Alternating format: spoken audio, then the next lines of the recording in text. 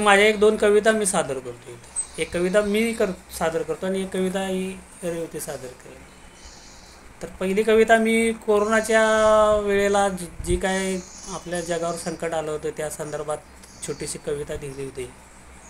ती कविता मी सादर करतो. कवितेला नाव दिले मी कोरोना.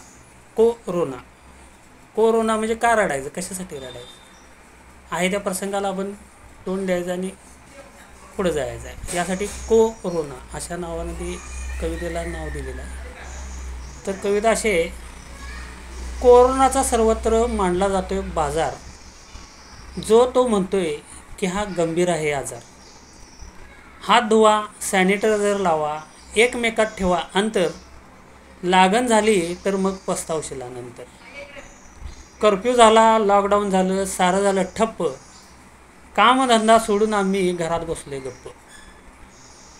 चिंता एकच आहे देवा, चिंता एकच आहे देवा, पोटं कशी भरायची, असं कसं लेकरा बाळांना उघड्यावर सोडायचे. तुझ्यावरच आहे भरोसा, तूच काढ मार्ग, तुझ्यावरच आहे भरोसा, तूच काढ मार्ग, पुन्हा एकदा या जगाचं करून टाक स्वर्ग. तर ही अशी कविता होती पहिली. आता दुसरी कविता, रेवतीची 10वीची निरोप समारंभ होता त्यासाठी मी कविता लिहिली होती, निरोप समारंभासाठी. त्यामध्ये अगदी म्हणजे बालवाडीपासून 10वीपर्यंतचा जो काय प्रवास असतो प्रत्येकांचा, तो थोडक्यात मांडण्याचा मी प्रयत्न केला त्या कवितेतून. छोटीशी, फार अगदी म्हणजे डिटेल्स मांडले तर ती फार मोठी कविता झाली असते, म्हणून थोडक्यात मांडल्या. ती कविता मी रेवतीलाच सादर करायला सांगतो. दुडू दुडू चालता चालता शाळेत नेऊन बसवलं, दुडू दुडू चालता चालता शाळेत नेऊन बसवलं, मम्मी पप्पांनी बघा की आम्हाला कसं फसवलं. खाऊ मिळतोय म्हणून आम्ही बसलो बालवाडीत, खाऊ मिळतोय म्हणून आम्ही बसलो बालवाडीत, आणि हळूहळू अडकत गेलो आम्ही बाराखडे.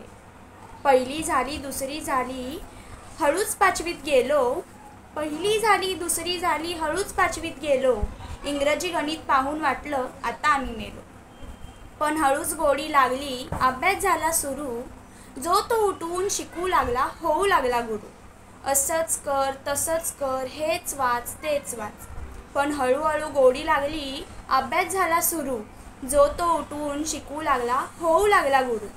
10वी आलं टेन्शन वाढलं काय होणार आपलं, 10वी आलं टेन्शन वाढलं काय होणार आपलं, सामाईचं मार्क पाहून घरातल्यांनी झापलं.